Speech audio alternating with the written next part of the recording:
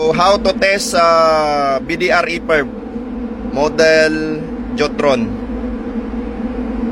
I just only to show how to test, not the function. So first, if you can see test, just remove the button or throttle to test. Then one strobe light will appear, so it means the test is completed.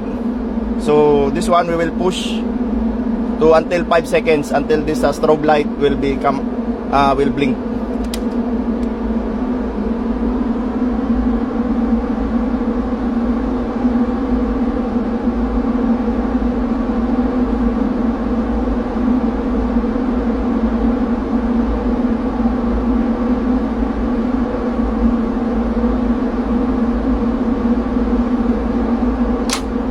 That's all for testing of the BDR ePerb. Then we will see, because in the AIS if activated, because this one is AIS ePerb, so we will show to you, it will send also message to the AIS that ePerb has been tested.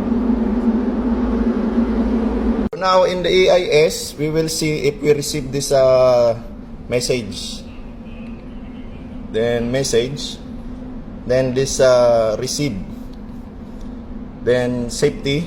Then if you can see this one, it is the number of this BDR ePerb, so it means successfully tested.